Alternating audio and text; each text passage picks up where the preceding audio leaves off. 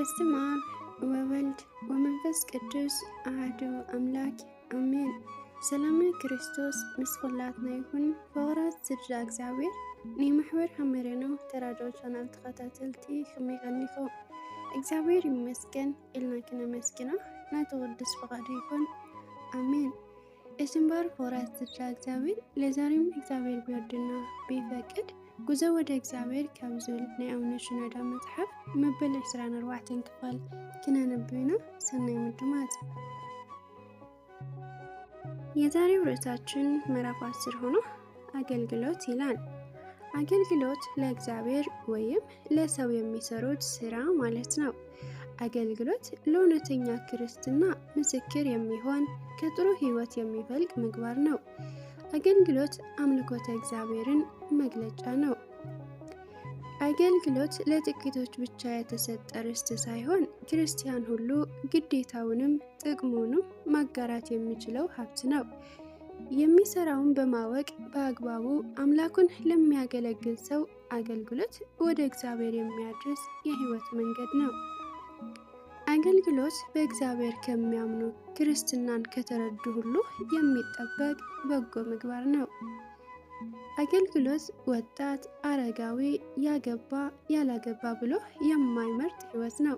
ነገር ግን ምንጊዜም ቢሆን ከአገልጋይነት በፊት ስለ አገልግሎት በቂ እውቀት ያስፈልጋል።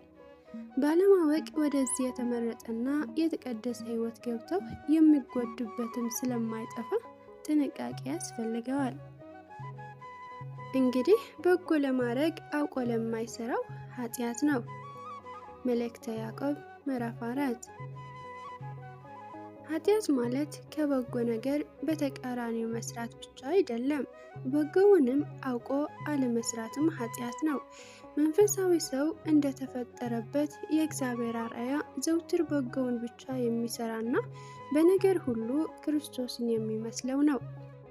እርሱም መልካም እያደረገ ለዲያብሎስ የተገዙትንም ሁሉ እየፈወሰ ዞረ፣ እግዚአብሔር ከእርሱ ጋር ነበረና። የሐዋርያት ሥራ ምዕራፍ 10። አንተስ እንዴት ነህ? ስራህስ ከየትኛው ወገን ነው? መንፈሳዊ ሰው ለራሱ ብቻ የሚኖር አይደለም። ለራሱ ብቻ የሚኖር ሰው አልኖረም ማለት ነው የሚባል አባባል አለና። ስለዚህ አንተም እንደዚህ ከሆንክ የተሸፈንክበትን ሸል ሰብረህ ውጣና ወገኖቹን አገኛቸው። ፍቅርህ ለሁሉም በሁሉም እንዲሆን የኔነት አጥርህን አልፈ ውጣ። እግዚአብሔር በአንተ መንገድ ለላካቸው ሁሉ ጥሩ መሆን፣ መልካምን ማድረግ የሕይወትህ መመሪያ ይሁን። በፍቅር መኖርን ስትለምደው ልብህ ለሁሉ አሳቢ ሲሆን የአገልግሎትም አድማስ እንዲሁ ይሰፋል። አገልግሎት በባህሪው ለእግዚአብሔርና ለሰው ልጆች በልብ ውስጥ የታመቀውን ፍቅር ገልጦ የማሳያ መንገድ ነው። በአጭሩ አገልግሎት የፍቅር መንገድ ነው። እግዚአብሔር አምላክን በፍጹም ልብህ፣ በፍጹም ነፍስህ፣ በፍጹምም ኃይልህ እንድትወድ ታዘሃል። ዘዳግም ምዕራፍ 6። በሐዲስ ኪዳንም በተደጋጋሚ ተነግሯል። ማቴዎስ ወንጌል ምዕራፍ 22። ፍቅር ሐሳባዊ የሆነ ነገር ብቻ አይደለም። መጽሐፍ ቅዱስም ልጆቼ ሆይ በስራና በእውነት እንጂ በቃልና በአንደበት አንዋደድ ይላል። አንደኛ መልእክተ ዮሐንስ ምዕራፍ 3። ፍቅር በተግባር የሚታየው በአገልግሎት ነው። እግዚአብሔርን ከወደድከው ፍቃዱንም ለሕዝቡ ሁሉ በመግለጽና በማሳወቅ ውደደው። ሰዎችንም የምትወድ ከሆነ የሚድኑበትን ስትነግራቸው፣ በቃል እግዚአብሔር ስታገለግላቸው ነው። እያንዳንዱ ሰው ለሌላው በሚያድርገው ነገር ውስጥ ፍቅር ትርጉም ያገኛል። ፍቅር መስዋዕትነትን ይጠይቃል። አገልግሎቱም መስዋዕትነት ነው። በአገልግሎትህ ገደብ አይኖር። ድሃ፣ ሀብታም፣ ትንሽ፣ ትልቅ አትበል። ለሚያስፈልገው ሁሉ ተናገር፣ ዝም አትበል። እግዚአብሔር ሁሉም ሰው እንዲድንለት ይፈልጋልና። የአገልግሎት አይነቶች እጅግ ብዙ የአገልግሎት አይነቶች ቢኖሩም ጎልተው የሚታዩ መንፈሳዊና ማህበራዊ የሆኑት ናቸው። መንፈሳዊው አገልግሎት። ስለ መንፈሳዊ አገልግሎት ያዕቆብ ይህን የመሰለ ቃል ተናግሮለታል። ወንድሞቼ ሆይ ከእናንተ ማንም ከእውነት ቢስት አንዱም ቢመልሰው ኃጢአተኛን ከተሳሳተበት መንገድ የሚመልሰው ነፍሱን ከሞት እንዲያድን የኃጢአቱንም ብዛት እንዲሸፍን ይወቅ። መልእክተ ያዕቆብ ምዕራፍ 5። ቅዱስ ጳውሎስም ለጢሞቴዎስ በጻፈው መልእክት ላይ ለራስህና ለትምህርትህ ተጠንቀቅ፣ በእነዚህ ጽና፣ ይህንን ብታድርግ ራስህንም የሚሰሙህንም ታድናለህ ብሎታል። አንደኛ ጢሞቴዎስ ምዕራፍ 4። የነፍስን መዳን የሚመለከተው በቀጥታ መንፈሳዊ አገልግሎትን ነው። ምክንያቱም የዚህ አገልግሎት ምንጩ ወይም ትጥቁ ምግቡ የእግዚአብሔር ቃል ነው። አገልግሎት ማህበራዊ መልክም አለው። ማህበራዊ አገልግሎት በመጨረሻው ቀን ጌታችን የሚናገራቸው ቃላትም ይህንን አገልግሎት የሚያንጸባርቁ ናቸው። ተርቤ አብልታችሁኛልና፣ ተጠምቼም አጠጥታችሁኛልና፣ እንግዳ ሁኜም ተቀብላችሁኛልና፣ ታርዤም አልብሳችሁኛልና፣ ታምሜ ጠይቃችሁኛልና፣ ታስሬም ወደ እኔ መጥታችኋልና። ማቴዎስ ወንጌል ምዕራፍ 25።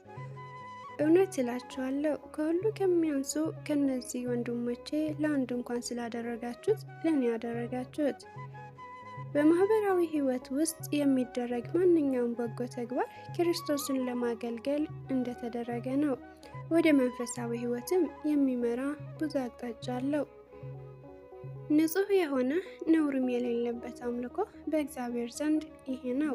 ወላጆች የሌላቸው ልጆች ባልቴቶቹም በመከራቸው መጠየቅ፣ በዓለም ከሚገኝ እዱፍ ሰውነቱን መጠበቅ ነው።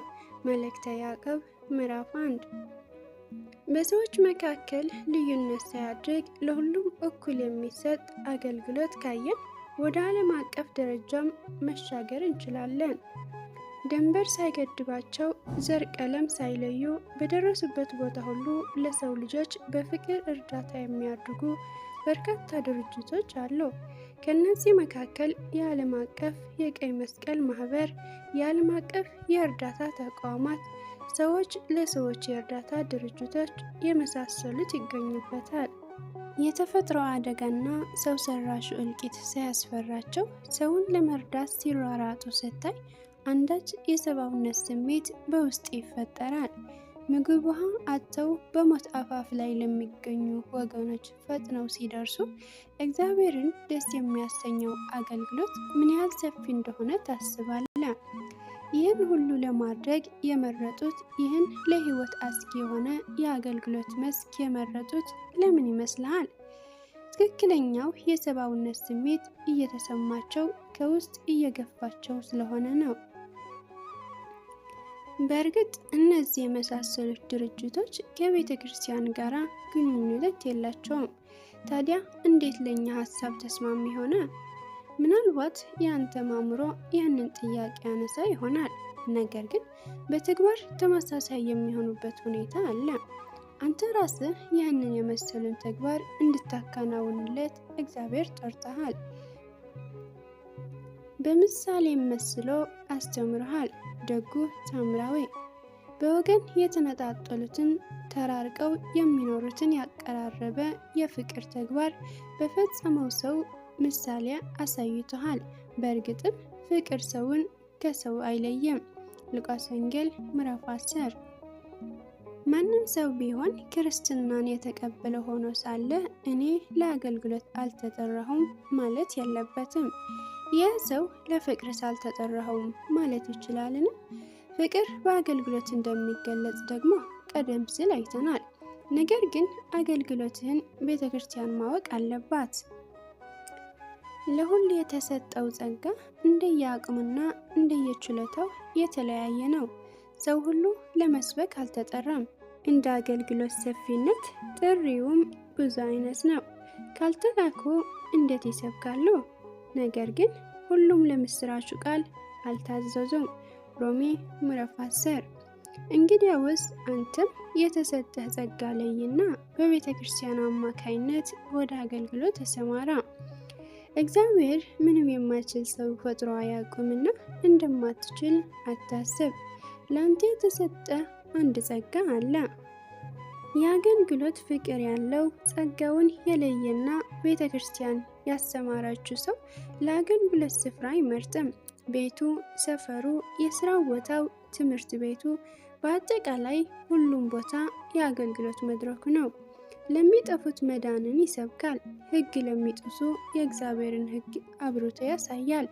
የተቸገረን ይረዳል። የታመመውን ይጠይቃል።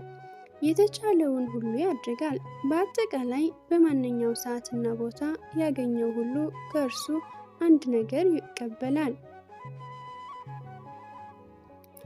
የሚቀጥለው ርዕስ የአገልግሎት መንፈሳዊ ፋይዳ ወይም የአገልግሎት መንፈሳዊ ጥቅም። እግዚአብሔር ቢወድና ቢፈቅድ ይህን ርዕስ በሚቀጥለው ሳምንት የምናነበው ይሆናል። የዛን ሰው ይበለን። ወስብሐት ለእግዚአብሔር ወለወላዲቱ ድንግል ወለመስቀሉ ክቡር አሜን።